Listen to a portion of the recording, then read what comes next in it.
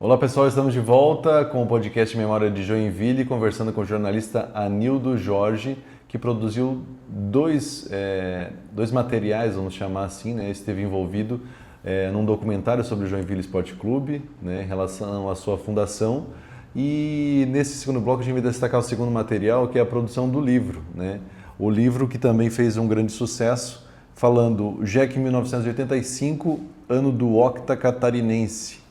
É um livro que também registra um momento importante, né? Como a gente falou antes, o Octa não é qualquer time, qualquer estado que se consegue. E aí a gente fala assim, não, mas poxa, a gente vê, né, como o Rio Grande do Sul, né? Rio Grande do Sul, a maioria dos campeonatos ou é Inter ou é Grêmio. Poucos times do interior ganharam. Mas aqui em Joinville, aqui em Santa Catarina em especial, até pelo Barra ter conquistado o título de 2026, foi, se eu não me engano, o 24º clube a conquistar. Então, assim, aqui é muito mais difícil ter uma sequência como o Joinville teve, né? Exatamente. Na minha avaliação, Wagner, 1985 foi o principal ano esportivo na história do Joinville Esporte Clube, por dois motivos, né?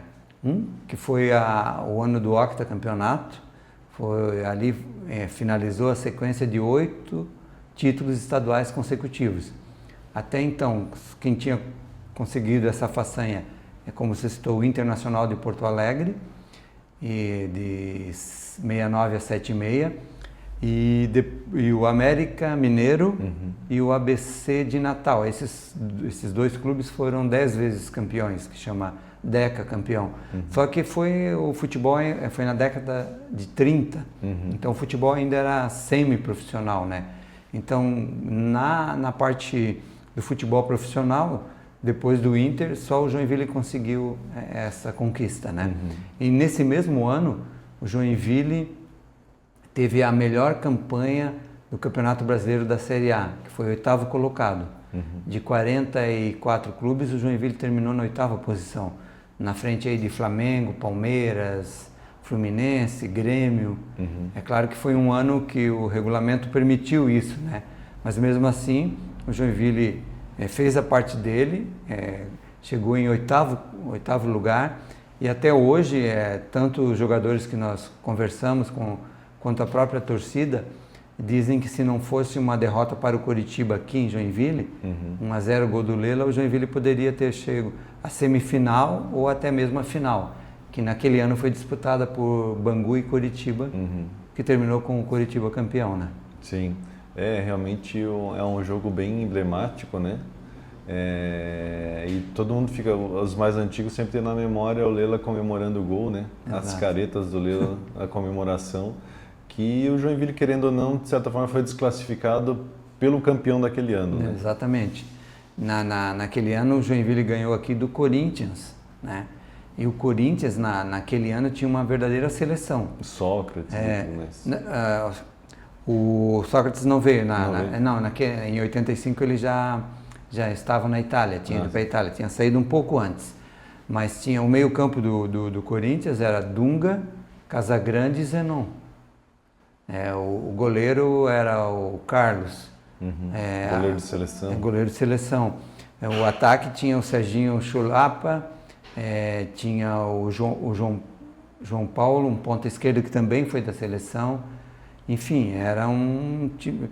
O De Leon, que foi da seleção uruguaia, era do Corinthians, e o técnico era o Carlos Alberto Torres, né, campeão de 70, que estava iniciando a carreira de treinador. Enfim, mostra como foi forte o Joinville naquele ano de vencer o Corinthians. Depois, no jogo de volta, com as duas equipes já desclassificadas, aí houve um empate de 1-1 nesse jogo, que foi até no Morumbi.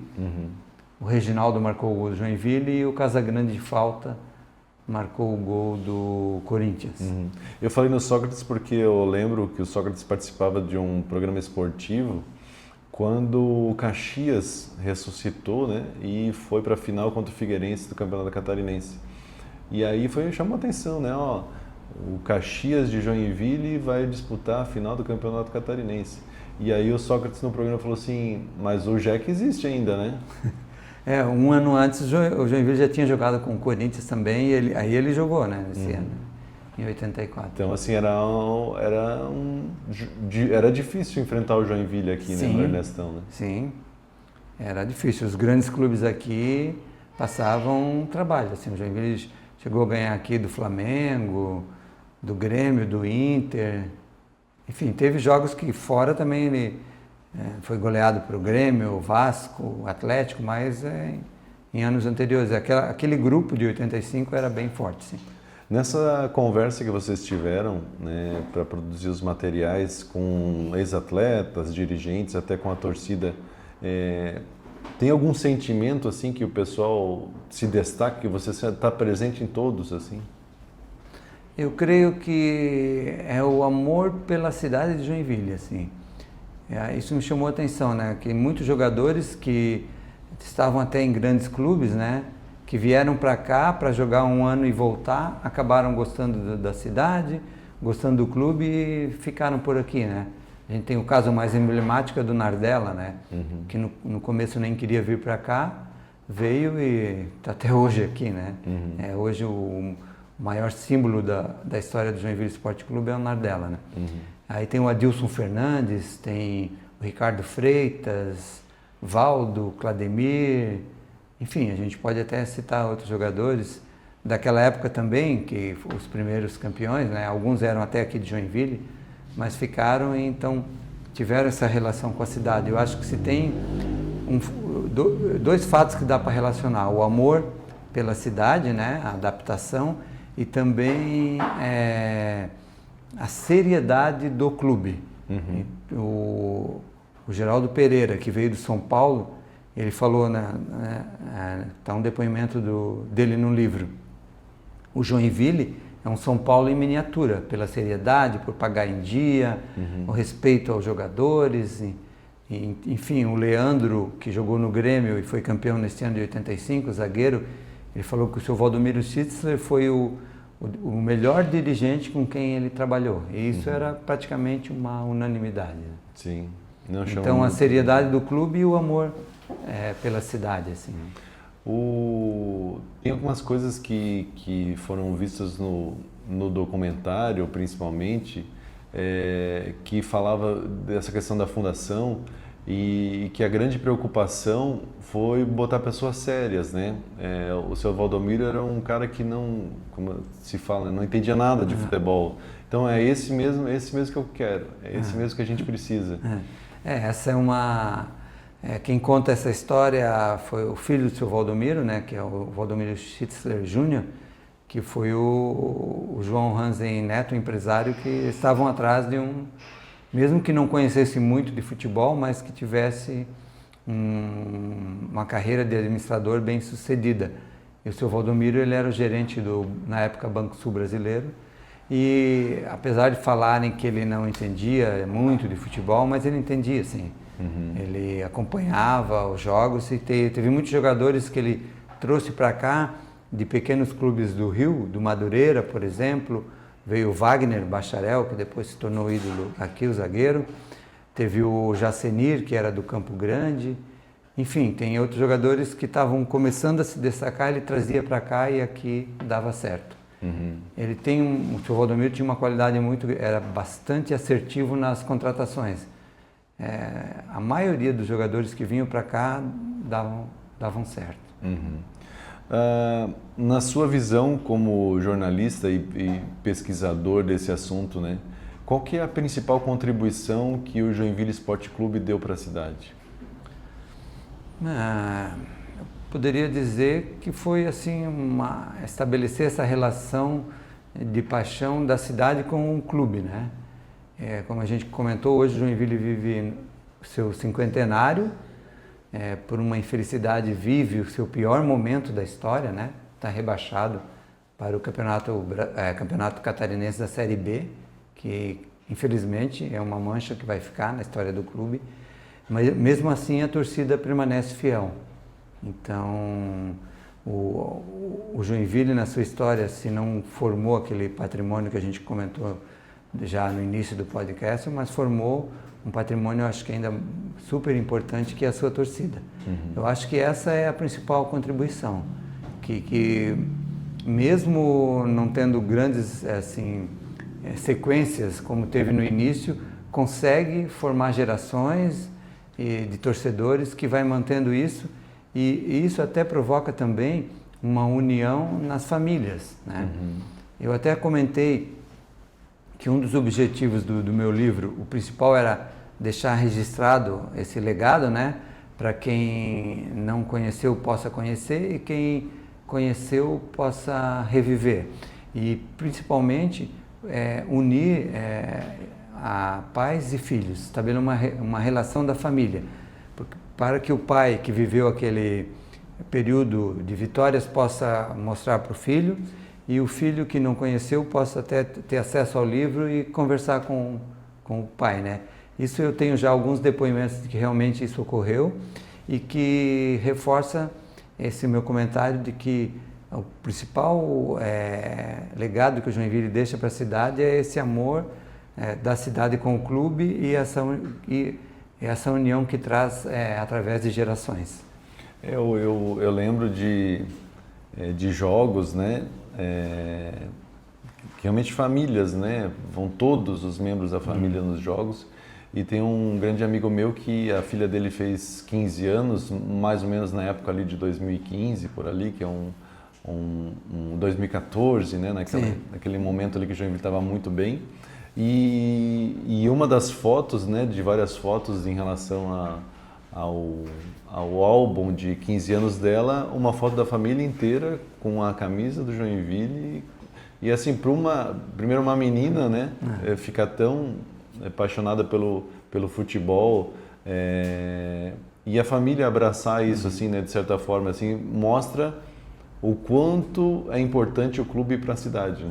Exatamente. E essa questão que você colocou ali da menina é importante, porque em 1976 tinham poucas mulheres no estádio, né? Tinha até um preconceito e tal. Eu lembro que uma torcedora símbolo, que virou torcedora símbolo, é a dona Arminda, uma mulher, tipo a primeira mulher torcedora mesmo do Joinville, que ia em vários locais. Teve uma outra torcedora que eu não consegui o depoimento dela para o documentário, por outros fatores, mas ela falou que ela ia nos jogos e as pessoas viam ela com certo preconceito. Então ela disse que isso, até a mãe dela falava: você não vai arranjar casamento porque está indo lá para o campo. Então, né, em 76, isso foi mudando. Hoje, se a gente vê no estádio, a gente vai ver famílias, ver mulheres sozinhas. Acho que está quase 50% ali a divisão hoje nos jogos do Joinville. Sim, e tem uma história que se fala também, né? A importância, a gente está falando da importância cultural, né? De resgatar, de valorizar as coisas de Joinville. Eu penso até nas questões turísticas, né? Eu lembro de ter recebido aqui pessoas de fora, né? E uma menina de Chapecó, porque também a cidade também respira muito futebol, né? Exato. A menina falou assim: a Arena Joinville é muito longe daqui. Ela queria ver, porque assim, como gosta de futebol, quer ver o estádio da cidade. E às vezes até falta, né, uma estrutura para a Arena receber e contar um pouco dessa história do Joinville, né? Isso é algo que eu comento sempre. O Joinville não trata bem a sua história, né? Não trata bem o seu passado. Isso, nessas minhas pesquisas para esses dois projetos, ficou evidenciado. Então seria fundamental que o Joinville tivesse hoje uma sala de troféus, se não desse para construir um museu, mas pelo menos, né, um memorial. Parece que tem essa ideia, para que pessoas que vêm de fora possam conhecer, né, através de uma visita na arena, conhecer a história do clube, né, a sala de troféus, os uniformes, né, que foram contando a história do clube também. Então hoje tem mais colecionadores particulares que contam mais a história do clube do que o próprio clube. Isso é algo que está faltando e que dá tempo ainda, né, de ser modificado. E querendo ou não, uma história recente, né? Poderia facilmente pegar, por exemplo, alguns nomes a gente não pode mais contar, mas, por exemplo, possivelmente jogadores do Vasco que vieram enfrentar o Joinville aqui, contar um pouco de como que foi isso, né? Como é que foi esse jogo, o que eles sentiram vendo aquilo ali, né? Exatamente. Eu lembro desse dia, Wagner, eu tinha 14 anos, mas eu não fui no estádio porque eu participei de uma corrida rústica na inauguração da Avenida JK. Foi nesse mesmo dia, Joinville estava fazendo 125 anos e 2 atrações na cidade, a inauguração da JK, principal ligação norte-sul, né? E o jogo Joinville-Vasco. E a delegação do Vasco ficou hospedada no Antúrio. Então, logo depois do jogo, eles voltaram, ainda não tinham nem tomado banho no estádio, já voltaram para tomar banho no hotel e depois foram para a recreativa, na Liga, para o jantar. Então, eu e meus amigos que estávamos esperando ali para a corrida, a gente tem ainda na memória os jogadores do Vasco voltando ali e tal. Para eles, provavelmente, foi mais um amistoso, né, que o Vasco fazia em diferentes regiões do Brasil, mas para a cidade, para quem acompanhou, foi realmente um fato histórico. Eu acho que é um momento que ainda, como você falou, de resgatar isso, de utilizar isso de certa forma, até às vezes como forma de renda, né? Exato. Fazer um tour pela arena, mostrar um camarote, entrar no campo, né? Então aproveitar toda essa situação, porque tem muita gente que gosta de futebol. A arena é um estádio bonito, é um clima legal. No início desse ano, a diretoria fez um evento lá e quem foi participar do evento foi à noite. Obrigatoriamente passava por dentro do gramado para acessar as arquibancadas. Até fizeram, foi uma estratégia dele, né? Então ali a gente via, né? Naquele dia tinha crianças de escolinha treinando, os jogadores profissionais também. Então é bonito, vale tipo eu que já fui várias vezes na arena, senti um astral bacana, algo legal ali, isso que o torcedor que vai pela primeira vez com certeza ficaria bem satisfeito. Se inspirar, né? Eu tive a oportunidade de fazer esse tour no Maracanã e no Allianz Parque. Né? No Allianz Parque você vai no vestiário, você entra no túnel, para entrar no campo tem grito de torcida. Eu também tive a felicidade de fazer esse tour no Allianz e no Boca. E um outro lugar que não é no clube, mas é o Museu do Futebol lá em São Paulo, que também, né? Ali é uma história bem bacana. Interativo, né? E como eu falei, né? Tem muita coisa, tem registro fotográfico, tem registro de vídeo, porque é uma história recente, 50 anos, a comunicação já tinha uma certa evolução, tem muita coisa ali, né? Dá para colher depoimentos de pessoas, dá para criar um material muito rico. Às vezes tem jogadores que estão por aí aposentados, poderiam atuar como monitores, tudo, né? Nessa interação. Enfim, ideias tem. Agora o clube está se reorganizando, quem sabe essa história de um museu passa a ser uma ideia que vire realidade, né? É uma preocupação que talvez eles tenham outras preocupações agora, não... É meio que uma luta pela sobrevivência, né? Então tem que pegar a primeira corda e depois ir se adaptando às outras situações.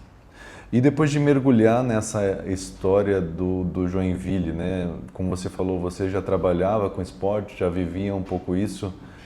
Mudou alguma coisa depois de você se aprofundar ainda mais, ouvindo depoimentos?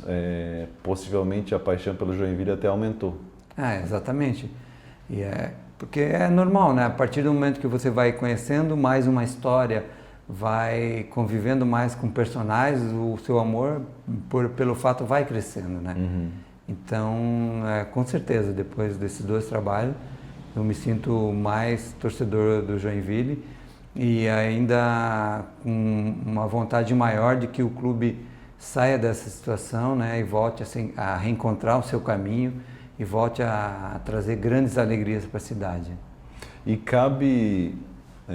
talvez até por essa pesquisa e pelas coisas que você ouviu, você viu algum outro ponto que cabe ainda produzir mais um material especial em relação a algum assunto específico?